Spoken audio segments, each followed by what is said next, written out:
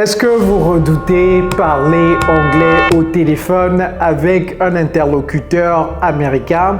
Si la réponse est oui, c'est tout simplement parce que vous manquez d'expressions à utiliser lorsque vous êtes au téléphone.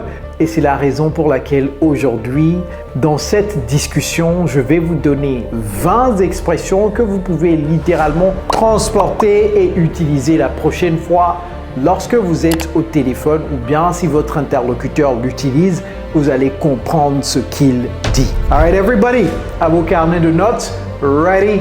Let's go. Hello, everybody, it's Coach Joe, your English coach. So, without further ado, let's get started. Vous appelez quelqu'un et vous dites bonjour, c'est Coach Joe. Comment dire cela? Hello, this is Coach Joe.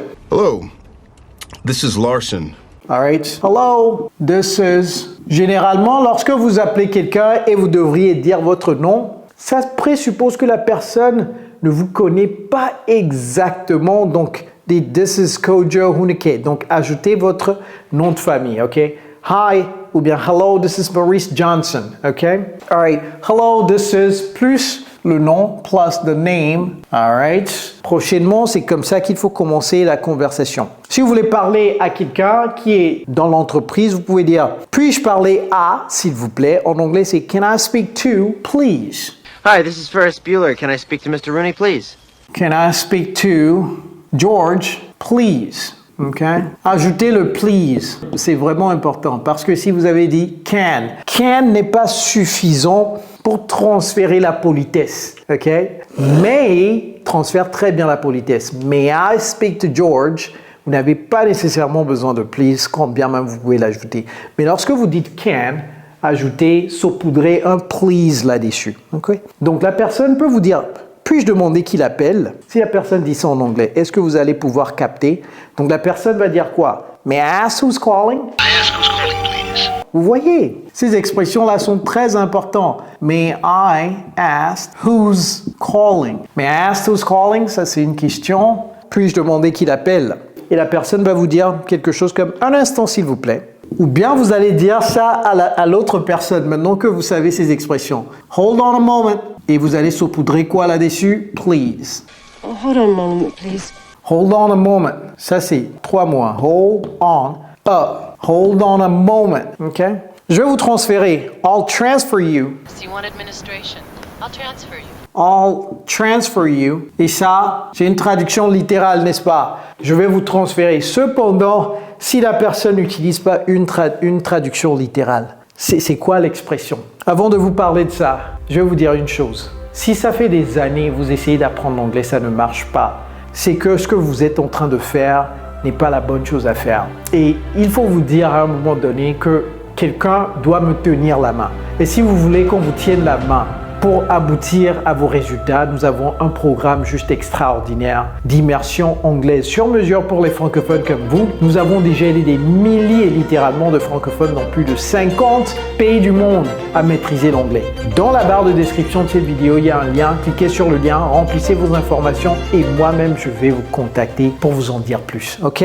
Donc, c'est quoi l'autre expression que la personne peut utiliser qui va vous confondre complètement? C'est quoi? C'est « I'll put you through ». You're in luck. I'll put you through. OK. La personne dit ça, vous allez dire « Hein, excusez-moi ».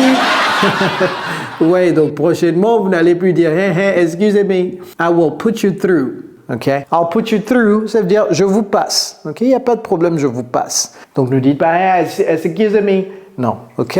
Maintenant, vous l'avez appris ici. All right, so we've got 1, 2, 3, 4, 5, 6. Excellent. Can we add another one here? Oh, la ligne est occupée. Je l'ai appelé hier, mais la ligne était occupée. Ou bien la ligne est occupée. The line is busy. The line is busy. Would you like his voicemail? La ligne, the line, occupée, busy. OK? Donc, busy ne s'utilise pas que sur les humains. OK?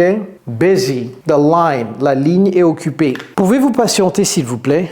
Donc ici, la personne dit patienter s'il vous plaît. Mais la personne peut également dire pourriez-vous patienter ou pouvez-vous patienter? Can you hold a second? Ou bien can you hold please? Yeah, can you hold, please? Can you hold? Can you hold please? Saupoudrez toujours le please, OK? C'est une bonne manière de faire. Can you hold please? Et vous voyez ici, j'ai pas mis de préposition. J'ai pas dit can you hold on. Quand bien même on peut dire can you hold on. Can you hold on ou bien hold on please. Hold on a moment please. Hold on a second. La personne peut dire second également. La personne dit quelque chose, vous n'avez pas compris là. Ne dites pas oh yes, yes, yes, yes. Vous n'avez pas compris, ne dites pas yes. Il faut poser la question. Hey, désolé, j'ai pas compris. Comment dire cela? I'm sorry, I didn't catch that. I'm sorry, I didn't catch that. Okay? I'm sorry. L'anglais n'est pas votre langue maternelle. Vous n'avez pas compris quelque chose. Il faut lui dire. Okay? I'm sorry, I didn't. Je n'ai pas. I didn't catch that. I'm sorry, I didn't catch that. La connexion est mauvaise. Ou bien j'ai une connexion mauvaise. I have a bad connection. I think we have a bad connection. I have a bad connection. Et ça, ce n'est pas avec X. Comme en français, ok? I have a bad connection. Donc là, vous pouvez également poser la question à la personne. Do you have a bad connection? I can't hear you correctly, ok? I have a bad connection. Pouvez-vous parler plus fort, s'il vous plaît? Can you speak louder, please? Can you speak a little louder, please? D'abord, je vais écrire ça. Can you speak louder, please? Can you speak louder, please? Ou bien, au lieu de louder, si vous avez oublié louder, vous pouvez dire can you speak up? C'est-à-dire, il faut que ça monte. Can you speak up, please? I can't hear you. Vous pouvez ajouter je ne peux pas vous entendre. I can't hear you. Si la personne continue, vous ne comprenez pas ce que la personne dit, au lieu de continuer à utiliser ceci, vous pouvez dire could you repeat that, please? Sorry, could you repeat that, please? Could you repeat that, please? Et vous voyez ce que j'ai fait ici avec le can. J'ai changé ça avec quoi? Avec du could. Ne dites pas could. C'est could. All right? Could you. C'est pas could. C'est pas could you. Veuillez laisser un message après le bip sonore. Vous appelez quelqu'un. Ça tombe sur le répondeur. Vous ne savez pas que c'est un répondeur et le répondeur vous dit. Veuillez laisser un message après le bip sonore. Comment dire cela en anglais? En anglais, c'est Please leave a message after the beep. Please leave a message after the beep. Please leave a message after. Et vous voyez que je vais écrire beep en anglais. C'est différent du français. Le français, c'est BIP. En anglais, c'est quoi? B-2-E-P. After the beep. Please leave a message after the beep. Des fois, les répondeurs des gens ne disent pas after the beep. Je crois que mon répondeur dit please leave a message. C'est tout. Please leave a message marche également. Alright. Donc, vous êtes au beau milieu d'une tâche au travail, quelqu'un vous appelle et vous voulez dire je vais vous rappeler, je suis occupé ou bien je vous rappellerai. Comment dire cela? I'll call you back. Please leave a message and I'll call you back. I'll call you back in a minute. I'll call you back tomorrow. I'll call you back. I'm busy right now. OK? N'hésitez pas à dire ça aux gens. Hein? Il y a des gens qui ne peuvent pas dire non. Hein? Commencez à dire non aux gens. Si vous êtes au beau milieu de quelque chose, une personne vous appelle là, même si c'est votre mère, vous êtes au beau milieu d'un travail, dites-lui, je vais te rappeler maman. OK? Je vais te rappeler dans l'après-midi ou bien dans la soirée lorsque je vais rentrer. OK? All right. I'll call you back, mom. Alright. Pouvez-vous me rappeler plus tard? Donc des fois, vous ne voulez pas rappeler la personne et vous lui dites, hey, il faut me rappeler plus tard, ok? Can you call me back later? Can you call me back later this afternoon at the hotel and find out? Can you call me back later? Vous voyez, j'ai pas dit l'état. Donc ici également, vous pouvez ajouter later. I'll call you back later. Okay? Quel est le meilleur moment pour appeler? Parce que vous dites, OK, can you call me back later? Et la personne vous dit, quel est le meilleur moment pour appeler? Et vous dites, est-ce que je ouais. Donc il faut savoir cette expression. Quel est le meilleur moment Parce que si vous dites, appelez-moi plus tard, il faut être prêt pour recevoir quelque chose d'autre, un feedback. Et si le feedback c'est, quel est le meilleur moment pour vous rappeler? En anglais, comment dire cela? When is a good time to call back? When would be a good time? When is a good time to call? Donc, je vais mettre back entre parenthèses parce que des fois, la personne va juste dire when is a good time to call? OK? Merci d'avoir appelé. Comment dire cela? Thank you for calling. Thank you for calling.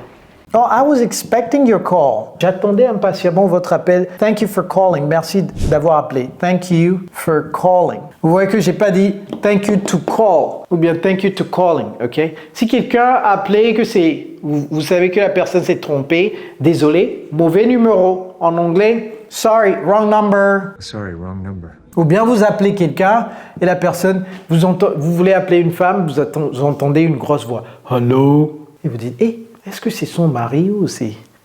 Et vous dites, sorry, wrong number. Ça, je ne peux pas vous aider dans cette situation. OK?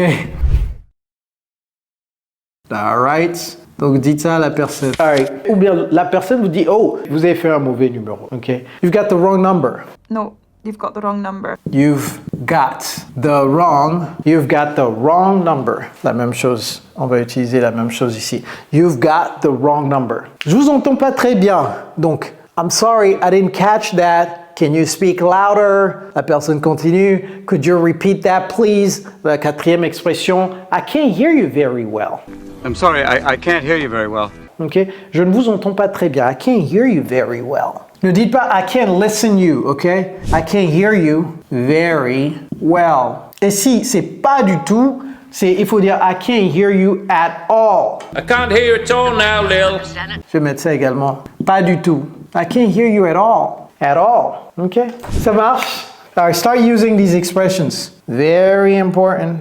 Prenez une capture écran. Start using them immediately. How many do we have? 1, 2, 3, 4, 5, 6, 7. 1, 2, 3, 4, 5, 6. 13. 1, 2, 3, 4, 5, 6, 7. Okay, 20. Beautiful. 20 common expressions used on the phone. Next time you're on the phone, it's going to be a breeze. Ça sera un jeu d'enfant. It's going to be a breeze. Est-ce que je dois écrire cette expression? It's going to be a breeze. Un jeu d'enfant. Okay? It's going to be a breeze next time, inshallah. All right, everybody. And if you like this video, click right here. I'm pretty sure you will like this one as well. It's Coach Joe, your English coach. Take care, guys.